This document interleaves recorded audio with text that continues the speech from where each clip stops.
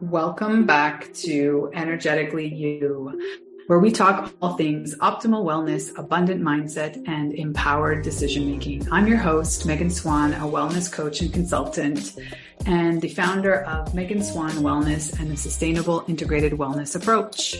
I help high-performance women thread more wellness into their existing lifestyle so that it becomes a way of life and not a check mark on their to-do list.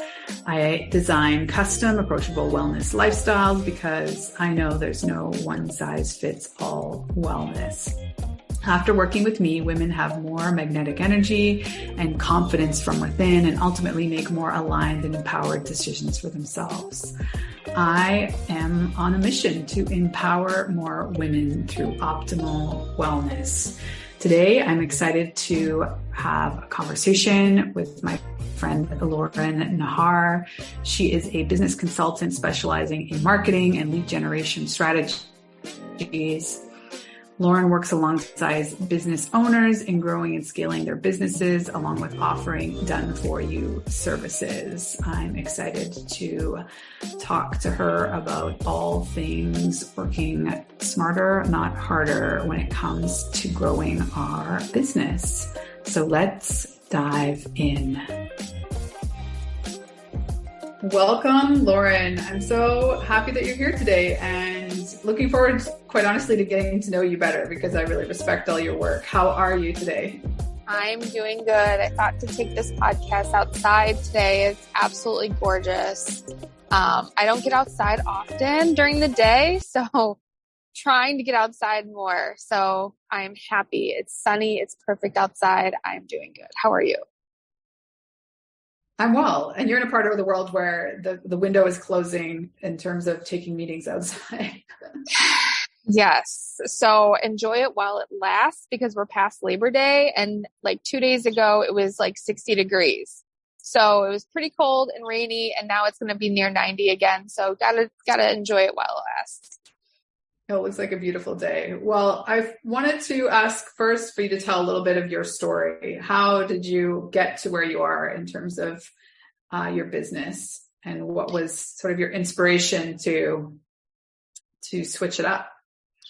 So this almost can be a long story, so I'm going to give you the short version of it.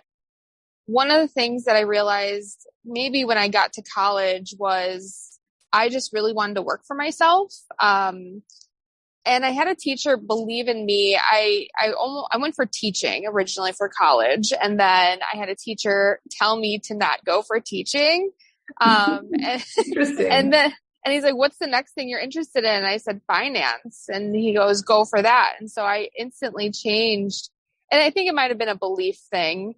But as soon as I started to go down that path, I started to think about like all of these different businesses I could create for myself. Kind of fast forward there, my mom passed away when I was 21 and I was still in college. And then my dad passed away when I was 23 and that was right before I graduated college. And so I kind of like, I had people in my life that really helped me and supported me. So I think what those lessons taught me is just, yeah, you can say like life is short, but it truly made me realize that why am I wasting my time doing something or chasing someone else's dream or helping someone else's business? Why can't I just truly go for what I want?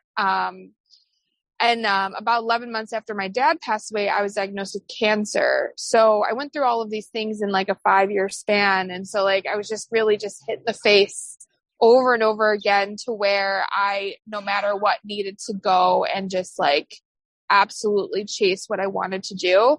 And it took about 4 or 5 years for me to get to that point, to finding this business, after I was in remission and all of those things. But I think that it just, the journey led me here. The journey led me to, I know I wanted to help people. I know I wanted to help people maximize their full potential, but I also love business. I love finance. I love sales. So it kind of marries those two loves I have. And this business was born.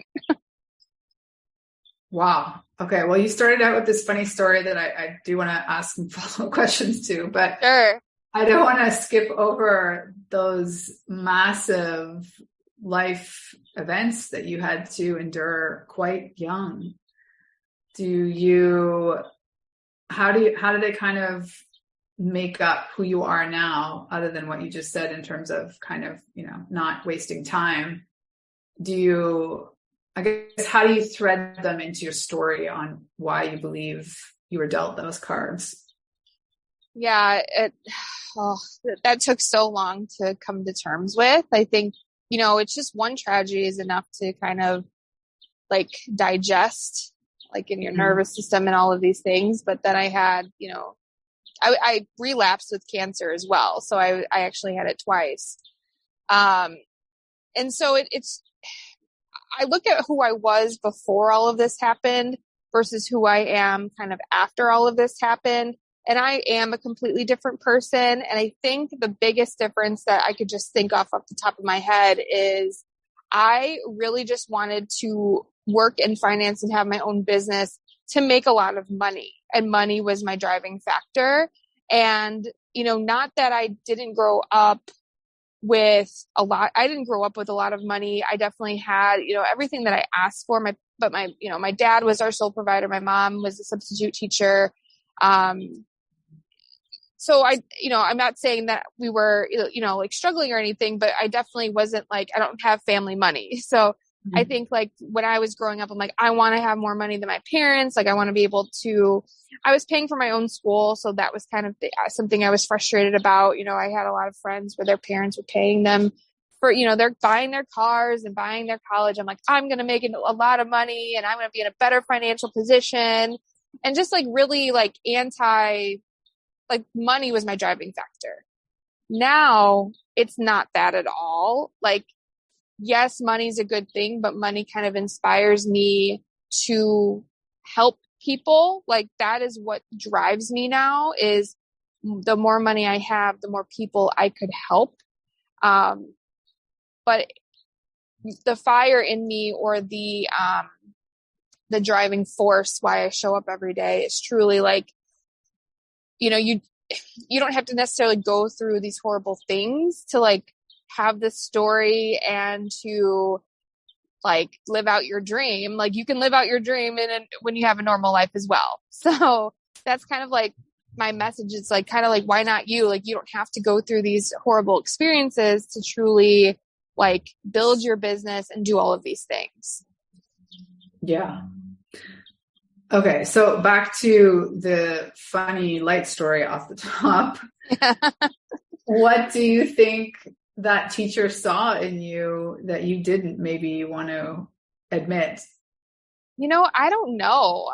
He was my sophomore psychology teacher, and I really didn't make any like relationships with teachers other than like I did really well in his class and it was really fun. I don't know. I was sitting in the guidance counselor office my senior year, and he happened to be in there, and he was just like, "Oh, like what college are you going to? Like, what's your major?" And I don't know. To this day, I don't know. Pretty sure he's like a principal now or something like that. So I'm sure maybe his psychology training saw something in me. I'm not sure. I really don't know. I really didn't have a close relationship with him. So to this day, I still don't know that answer. But I know that it definitely defined the path for me, for sure. Like it needed to happen. I think I was going through like a tough time also at home. I really wanted to go away to school, and my parents weren't letting me to go away to school. So I stayed local and went to a local college. And so I was just really frustrated that I wanted to just keep branching out, but like I felt very restricted by my parents. So maybe he was that person for me at that time to be like, go for what you really want. Yeah. It's so interesting sometimes how you have these, relatively fleeting interactions, or even just one conversation with another human being that completely shifts something. And in my experience, it like shifts how you're looking and thinking about it, but it's almost like a physical, like something shifts in you and you're like, huh. Yeah. And I feel like it's because you already knew that, right? It's just somebody bringing something closer to the surface for you. I think that's truly my life story. Like, I think that's like an ongoing theme even now. Like, even when there's something like a big idea I have now, like it's almost sometimes someone just needs to give me that nudge or almost give you permission to go for what you want. And sometimes you need that. Like if it's something that's big and scary, and I know I can do things on my own. I've done things on my own for a very long time. But sometimes when it's new and you haven't seen it done before, sometimes you just need that support. Yeah. So you went straight into starting your own business, or was there a chapter there that you worked in finance for somebody else? Yeah, for 10 years I worked in banking. I would like in college started as a part-time teller. She was just a bank teller. While I was in college, it was supposed to only be a resume builder for when then I did leave college, and then to get a job somewhere else. Then I had started at that job a month before my dad passed away. And then a year later was diagnosed with cancer. So this job ended up I was there for 10 years because of all of these things. But about, I would say 2 years before I left is when I started building this business. So, unfortunately, I didn't get to leave that job to build this business. I really wanted to give that place my 2 weeks notice and never look back. I ended up getting another job briefly in the middle there, just to kind of bridge, do less hours and make more income and kind of leave my job faster because I wasn't getting that at my banking job. But yeah, I was there for 10 years. So what would you say to someone who, maybe for a short period of time or maybe for a really long period of time has had it on their radar that, they might not be in the correct career or the correct job within the industry that they chose, and kind of making that leap to being your own boss. And also, I feel like there's kind of been so much explosion of talk of entrepreneurship that now people are maybe feeling a little bit of shame that they don't want to be an entrepreneur, like that doesn't necessarily have to be the pivot. Yeah. I struggled with that a lot as well. I think the shame back maybe before the pandemic, and maybe still it is a little bit more, I don't think it's as much now, but it was the shame of having a 9-to-5 while building your business. And when I started my business, right out of the gate, I think like I had a couple $5,000 months, like right off the bat. And I just feel like for me at that point, I was just kind of like, oh, I'm going to leave this business or I'm going to leave my job in like 2 months. Like, oh my God, like look at all the success. And I think that's because there's so much talk about money and how much money I'm making or how much money you're making and how much money, people bring in a month, but there isn't a lot of talk about what goes into that. Mm-hmm.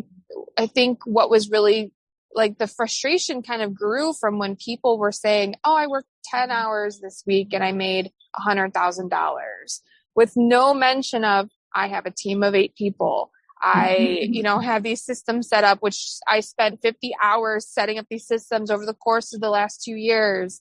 People aren't real with that. And so that's a big part of like something that I do in my business. I will celebrate my milestones. I just posted a week ago, I reached 6 figures. I will post those milestones, but I'm not going to do it as come work with me because I made 6 figures. I want people to work with me because they respect and how like I can help you build your business. So I think that's the biggest mindset shift there is you can be happy for people. You're going to see a lot of those celebrations, but that has nothing to do with your progress. That has nothing to do with how you leave. I took about 3.5 years to leave. And from what a lot of people promote, that's long compared to some people, but then you don't have the other people talking about how long it took them to leave because they feel the shame. And I feel that needs to be said more and talked about more because everyone will leave on their own time. I know that if I was making money, I could have lived in a 1-bedroom apartment with my husband and our dog, or a studio apartment, moved out of the city, moved to the suburbs, pay, cheap rent, maybe live out of my car, live out of a van. Some people do that, right? Like if they're chasing their dream, but that's not what I wanted. I don't live in Chicago anymore, but I lived in Chicago while building my business. I lived in a high rise. I didn't want to let go of that lifestyle. I wanted to meet like that income that I needed. I didn't want to make that sacrifice, and that's just who I was. So it's all your own journey. It's all what you want to do. Like that's the biggest thing. Like you have to put those blenders on. You can't overconsume. You have to just plan your journey out exactly how you need it to be. Yeah. Well, I think it comes down to expanding and sort of sitting a little bit longer in like, what does success actually mean to me? Like in your example, Yes. Part of success is that I'm not giving up my entire lifestyle to do this. And I do think that there's this false narrative and a lot of pressure about a certain timeline, and you needing to have the exact same timeline as XYZ coach that you're following, when in fact, I equate it. I see a lot of similarities between people's wellness journey and their journey to entrepreneurship, meaning like there's no one size fits all. It's a lot of trial and error. What works for you doesn't necessarily work for somebody else. And just because there's so many moving parts, and at the end of the day, it has to be personalized, which is the benefit of being your own boss, is that you completely define what that means for you. So yeah, love that. So at what point did you really see your niche? Like what was the magic sauce, if you will, of where the gap in the industry that you love to fill? I think that comes from,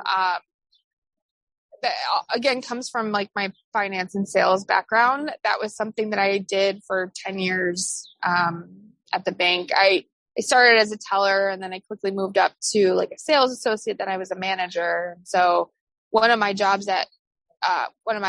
tasks, I should say, at my job was I had to coach people in sales. And I did that for 5 years. I was kind of like the pilot of this new program. I had to certify people. I had to train people.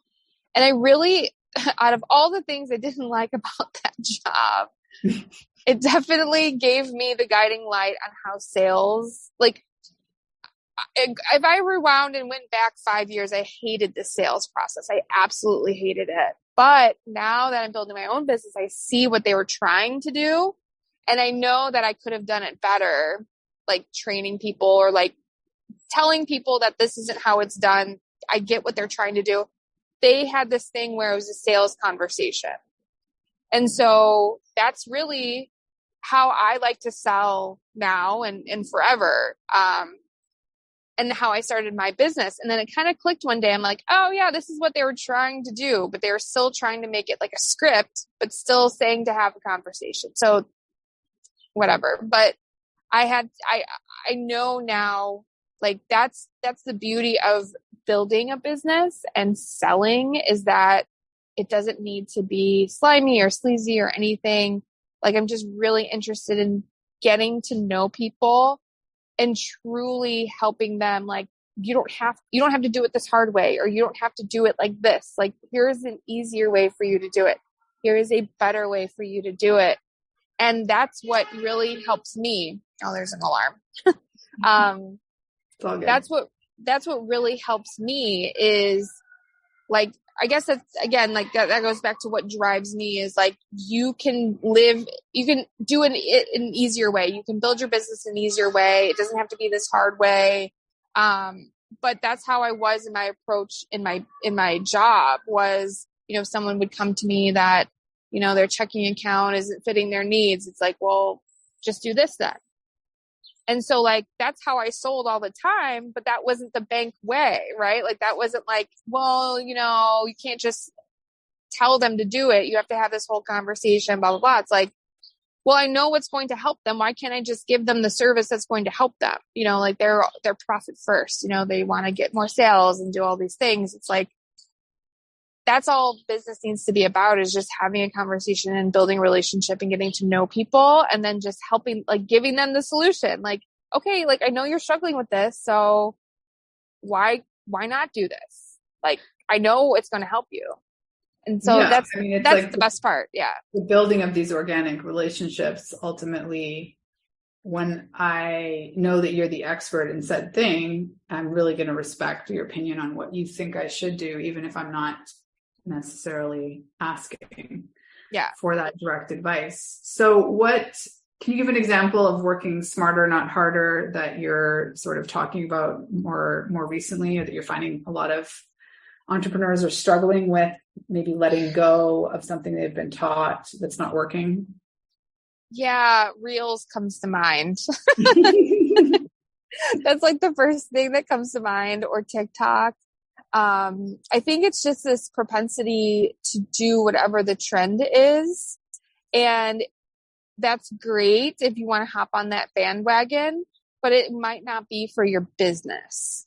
And so what I mean by that is not every brand or not every business is going to fit TikTok or is going to fit a reel. And sure, you can create reels and you can be on TikTok. I've seen like construction workers on TikTok. Everyone's on TikTok. So I'm sure you could figure it out. But I think it's this propensity that, oh my God, I need to be entertaining to get more followers, to get visible, to do all of these things. And then in addition, I have to sell. I have to be on Facebook. I have to be on Instagram. I have to have an email list. I want to do a blog.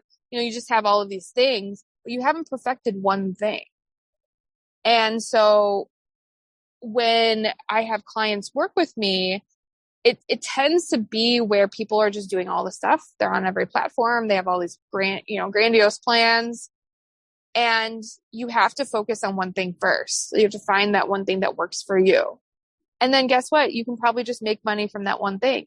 But that's really great. Maybe, 2 months, 3 months, 6 months down the road, go on TikTok. As soon as you have like your Facebook or your Instagram really set up for a system and getting clients and all those things, okay, then we can introduce TikTok. Then we can introduce a blog. Then we can introduce YouTube. So I think that's the biggest thing, is like we're just in this rush to do more and more and more because we're not making as much money as we want. And that's just simply not the answer. Yeah. Again, I see a parallel with women and their wellness perspectives. It's like, it's not necessary or helpful even to do all the wellness trends at the same time, just because somebody told you should, or that you saw it on Oprah or whatever. And yes, essentially an energy drain. Yeah. I mean, that's exactly it, right? Like there's so many parallels to wellness and business. I use those examples all of the time because I feel like it's, people have been through diets before. People have wanted to lose weight before. People have wanted to do all these things before.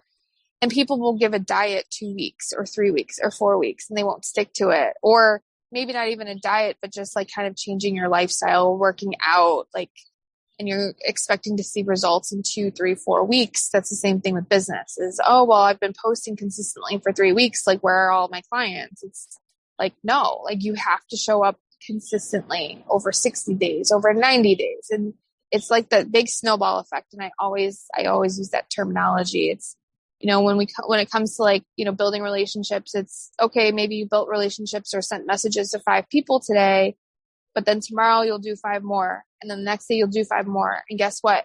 Who cares if those people, not everyone's going to respond back to you. You're going to keep making these connections and it's a compound effect and you're going to continue to get engagement and continue to be consistent. And people are going to start getting to know you and building relationships. It's the same thing like with fitness, fitness and business have so many parallels. Totally.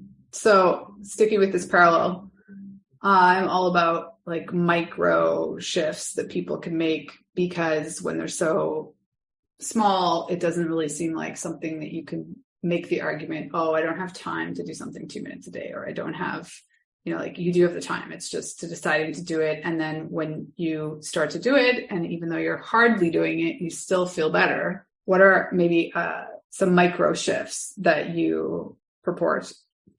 I think the earliest one was the difference comes from when you don't feel like showing up. And what I mean by that is, again, same thing with fitness is, there's going to be days where maybe, you don't want to go to the gym or do yoga or do journaling or mindset exercises.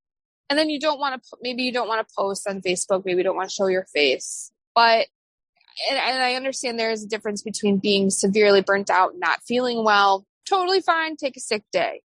But there is that little in between time where we get frustrated and hopeless of, well, it's not working and I don't want to show up. And what's the point?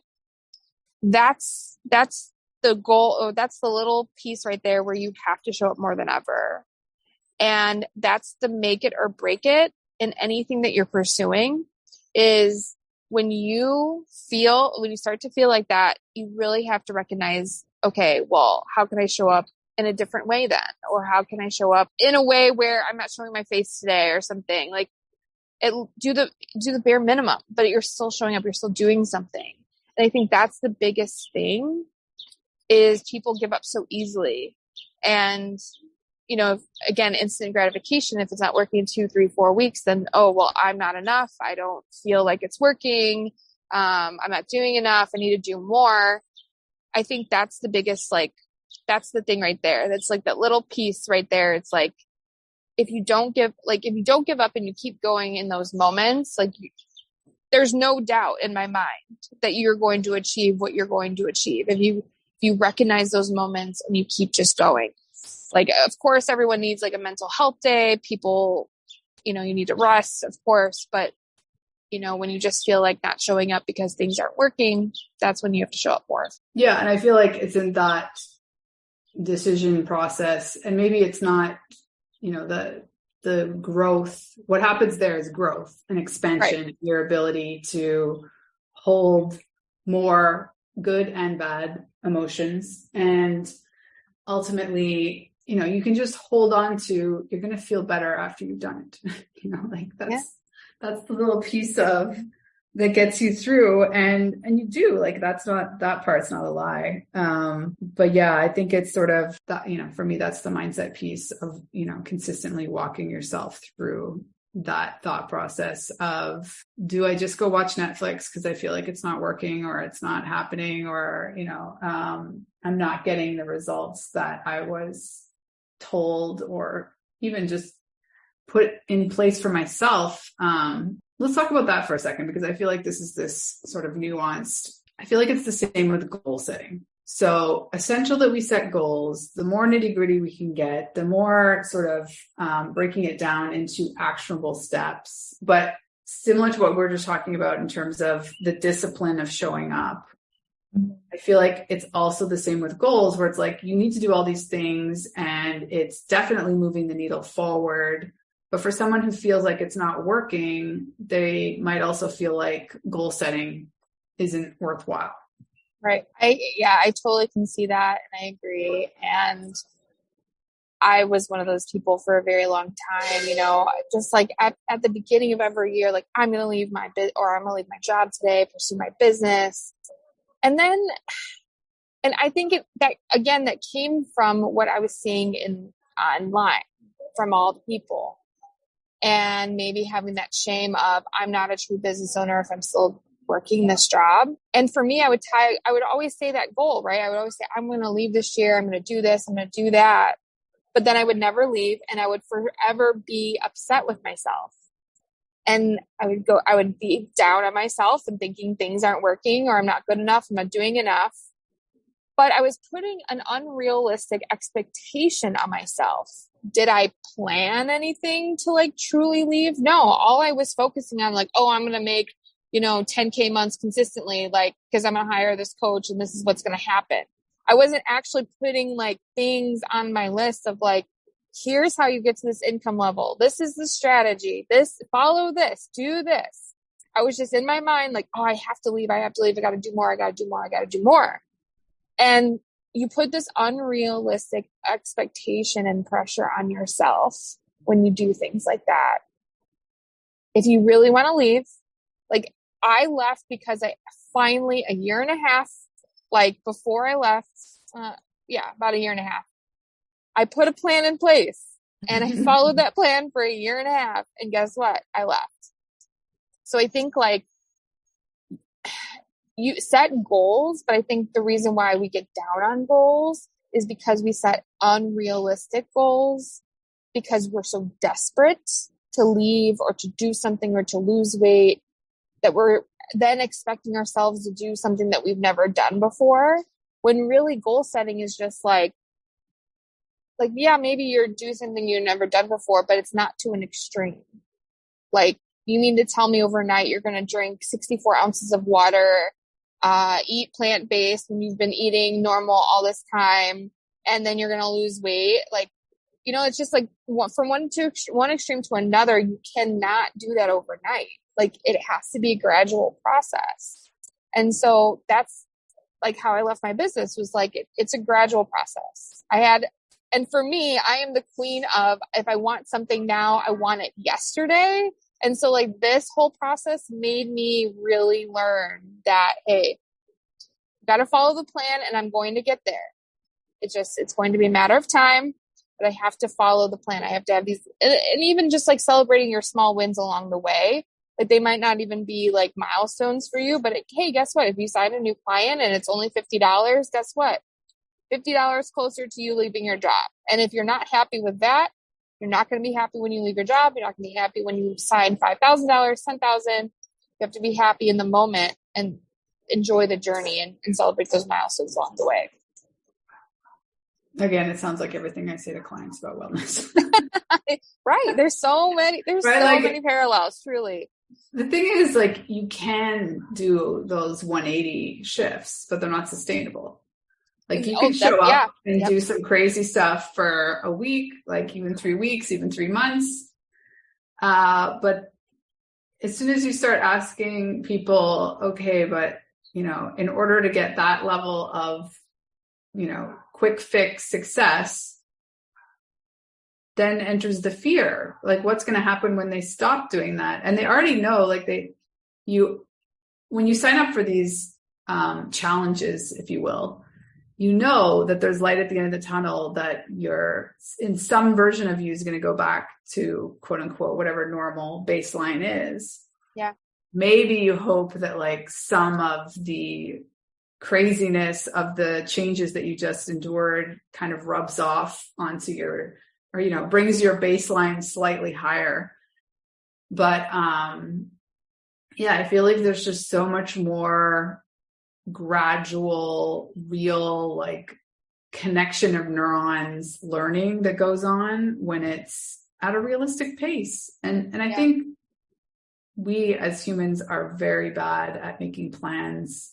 And I would say, like, in my 20s, I would have never, like, I don't know, maybe someone asked me, but I did not have a 5-year plan, let alone a 10. Like, maybe you don't need it in your 20s. I don't know. But I didn't extrapolate out, this idea that what I'm doing on a minute level day to day right now will impact where I am in 5 years. And like, so where am I aiming? Because if you're not even aiming there, you're definitely not getting there. But also, like, if you are shooting out for this place that you can't even see, there's a lot of ways that you could be diverted from here to there, trying to get to somewhere that you can't even see on the horizon.